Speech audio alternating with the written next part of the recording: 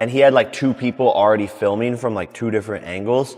And these dudes slowly started to create this like sort of surrounding barrier around me to like kind of close me in. Yeah. And what happened, they attacked at the right time because like there was a wall. Like business. It's a dirty sport. I mean, there's always one judge that's in the bag, it seems. Right. At the very least, if they're not absolutely paid off, at the very least, they're deeply indebted to the promoter. Me, I'm gonna speak my mind. I'm just gonna keep it 100, man. Jake Paul is fugazi. He's fake. That's how you feel. Truly feel. I'll bust him up and his trainer in the same. Jake Paul is reportedly on the run from federal authorities after Joe Rogan and Anthony Joshua revealed shocking details about him.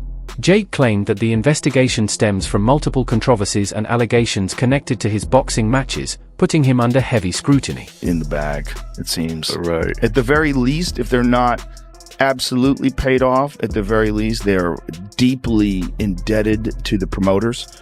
And there is some sort of an agenda to have this person who's either the most marketable or the one who the most is writing on. I mean, I don't think he's going to have a rematch. He didn't talk about a rematch, didn't say he wanted a rematch, and Francis wants a rematch. Joe Rogan reportedly claims that boxing is a corrupt business, stressing that the sport is frequently swayed by money and hidden agendas. He notes that in nearly every match, there is almost always a judge who has been bribed or offered financial incentives to influence the fight's outcome. According to Rogan, these manipulations damage the sport's integrity, leaving both fans and fighters frustrated as decisions are often determined not by skill or performance, but by who holds the money behind the scenes. He has had no real professional opponents other than Tommy Fury that were legitimate world-class boxers.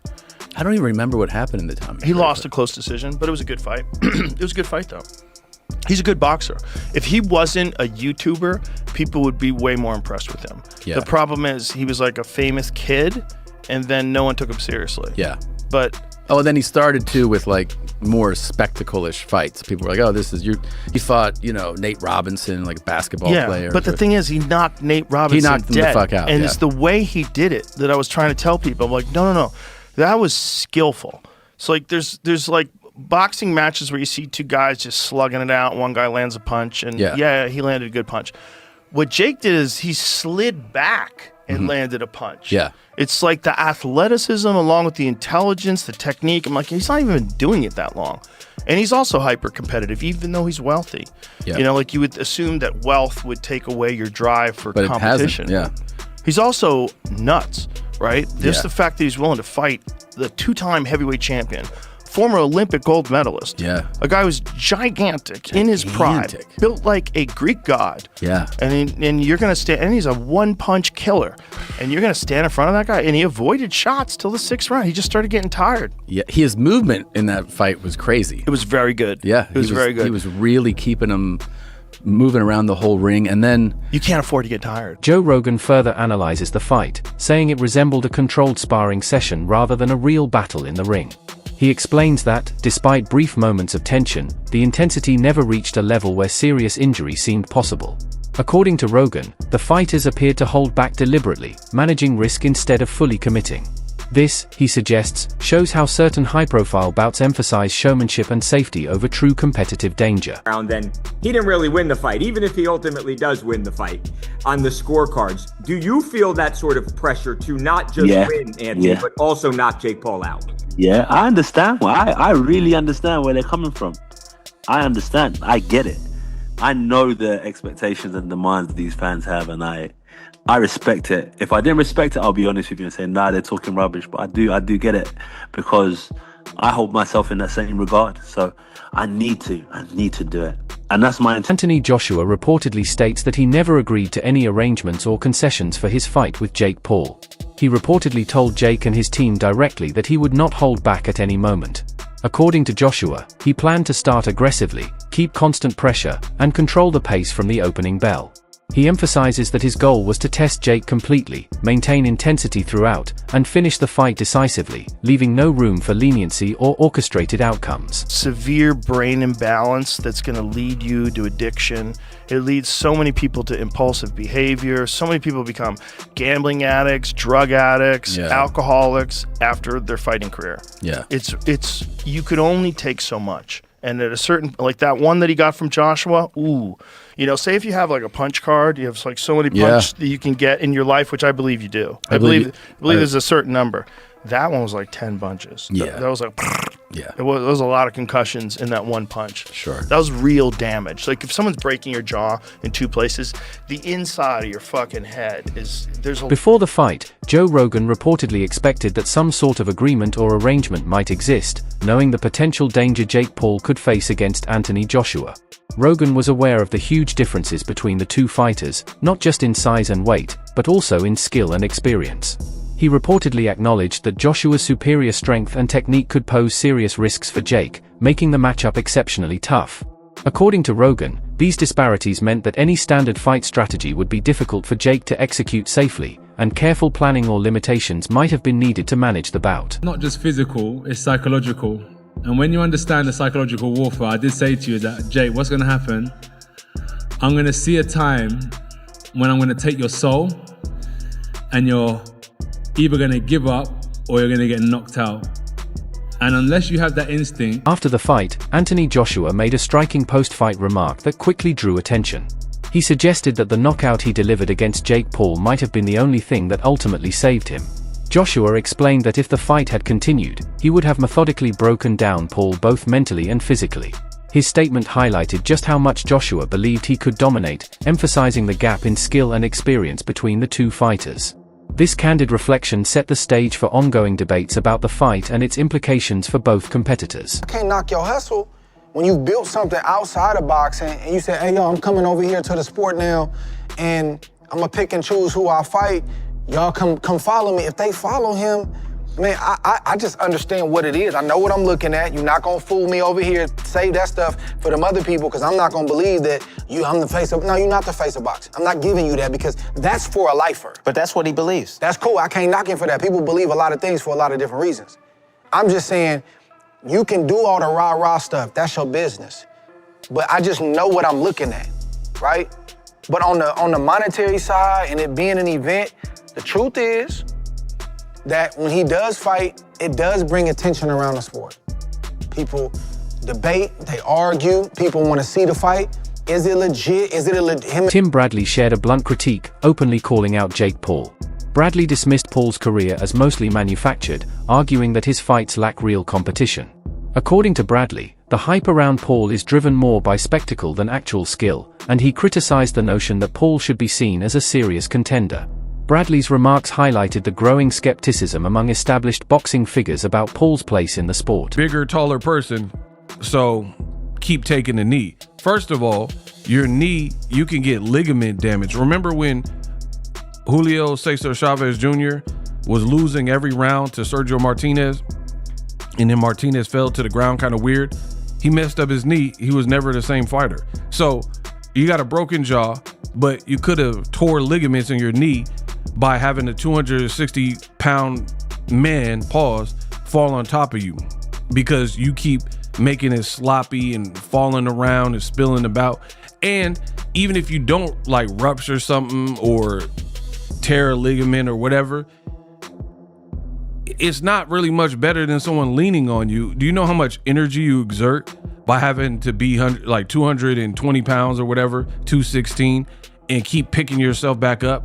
Like, I seen a thing, I didn't count myself, but it said there were 12 or 13, maybe 14 times that Jake Paul was on the canvas. Horrible strategy. And Netflix, I don't even see how they would like that. And for me, this generation they're chopped, bro. Jake Paul did all this, and y'all want me to give a bunch of credit. Jake Paul did all this talking about Joshua getting knocked out. You did whatever to sell the fight, but you didn't make good. That doesn't make you look good when you talk crazy and talk spicy, and then you have no intentions of fulfilling that. And then you got the Jake Paul fans and the Andrew Tate fans, because they lost kind of back to back, where they're trying their hardest to turn this into some inspirational story. The fight itself exposed just how risky the matchup was for Jake Paul. Facing a bigger, taller opponent in Anthony Joshua, Paul repeatedly went down on his knees during the bout. Each fall carried the risk of serious injuries, including possible ligament damage. Analysts compared these moments to the career-defining challenges Julio Cesar Chavez Jr. faced in his fight against Sergio Martinez. These repeated vulnerabilities underscored the genuine danger Paul confronted simply by entering the ring with an elite heavyweight. Lost against the two boxers that was young and healthy and who trained boxing and not from a different sport or over the hill or retired, okay? You treat him like a boxer. Stop calling him a YouTuber. Stop calling him, because this is what they're doing now. We saw all the predictions. Y'all didn't see the predictions where everybody was shitting on Anthony Joshua and not putting respect on his name, acting like he's going to get knocked out. Tyson Fury said it. Oscar De La Hoya said it. Drake put $200,000 on Jake Paul. Nate Diaz said Anthony Joshua was going to get knocked out.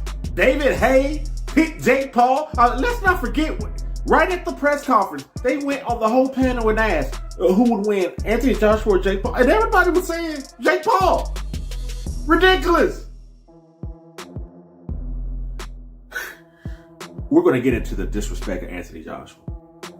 So let's treat him like a real fucking boxer. Because he is. When I said once, this is what I told everybody. Once he actually fought Tommy Fury, who was the first boxer he fought. Once he fought a boxer, win or lose, I said, now I count him as a professional boxer.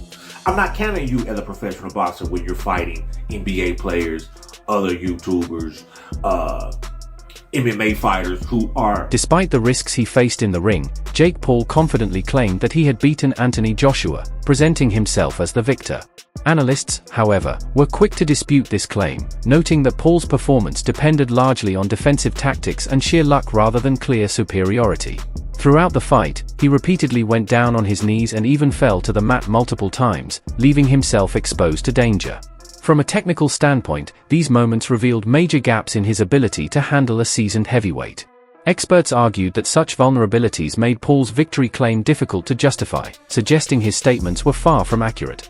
The fight, while dramatic, demonstrated that surviving Joshua's attacks should not be mistaken for outright success. After the fight, I heard the question being posed to Joshua, will he now fight Fury? And then my first thought was, after what I've seen, who cares? After that, who cares if Joshua fights Fury? I like Anthony Joshua immensely, Spencer. Any exchanges I've had with him, I think he comes across terrifically well. But I fail to see where it's taken him, other than hugely increasing his bank balance. You know, I really fail to see what this has done. Well, it's done nothing, but he was going to fight in November, like I said, and he's just gone in there against Jake Paul. What has it done for his legacy? Absolutely zero. But it was, he's earned a lot of money doing that. And he's going to go again, and he's going to fight possibly February, March, and then there's that Tyson Fury fight that's looming that could happen in September, whether Tyson Fury decides to come out of retirement or not come out of retirement. For Anthony Joshua, he's earned a hell of a lot of money. This is prize fighting, and that's what it's all about. Simon Jordan offered a broader perspective on the fight, describing it as more of a spectacle than a traditional sporting contest. He highlighted the stark contrast in size, experience, and professional achievements between the two fighters. Anthony Joshua entered the ring with an outstanding record, having won the heavyweight championship twice and earned an Olympic gold medal, credentials that established him as a highly skilled, seasoned athlete. In comparison, Jake Paul's boxing history seemed limited, largely consisting of high-profile but less competitive bouts. Jordan argued that this imbalance made the outcome feel almost predetermined, shifting the focus from pure athletic competition to the entertainment of watching a famous personality face a world-class fighter. According to Jordan, the event captivated audiences not because of technical skill or strategy, but due to the dramatic contrast and the spectacle of an underdog challenging a proven champion, despite these criticisms. Share the ring. Your takeaways from the 6 rounds that we saw, presuming you watched? I was impressed with Jake Paul. I thought that, following on from what we're saying, right? A few years ago, he was on Disney as a kid, acting up, and has decided to become a professional fighter. that takes balls. But he's obviously striving to be as good as he can be. You can see that in the way that he moves, the way that he is developed in how he's punching and performing. But to make a two-time world heavyweight champion that's still live, AJ's still got something about him, to make him miss in such an accomplished manner. All right, so at times he was jumping out and running around, but there were times when he was well in range and still making AJ unable to land a clean, solid shot. He deserves a lot of respect for that. And then the shot that actually finished the fight, that broke his jaw quite badly, didn't put him out.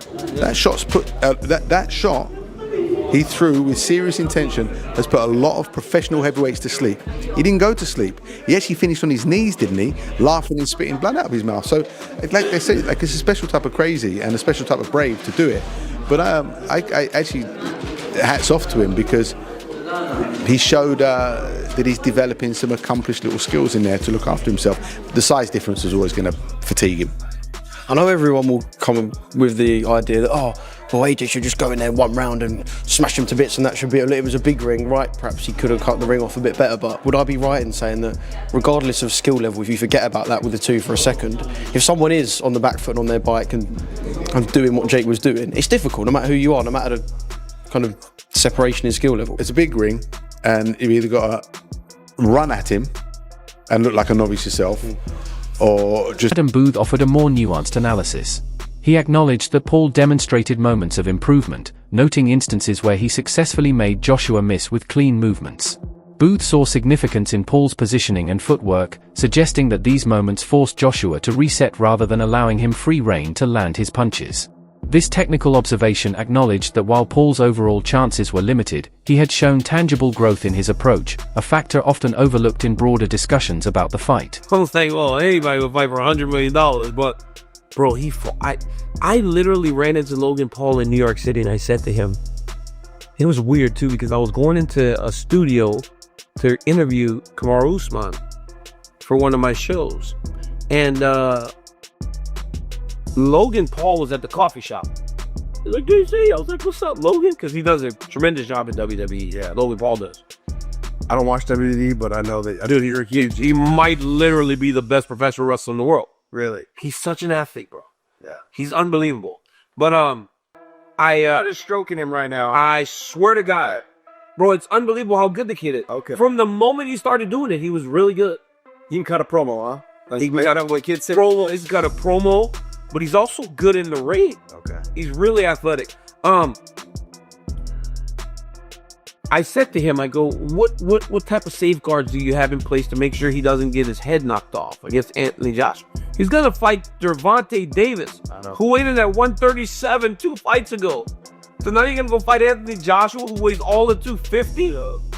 He said, all right. He said, he's gonna just fight him. I go, man, he's very bold. And then what happened was he ran a lot. Yeah. Here's the thing. Everybody goes, even Eddie Hearn goes, he did better than Francis. And I'm like, well, Francis didn't move around much. Francis thought he could actually fight him because of what he did to Tyson Fury, right? Couldn't. Tyson Fury might have overlooked him a little bit, and I think that's what happened. Like, he got caught with the right hand drop. Anthony Joshua was like, I'm not taking any chances with this guy. So he fought him, and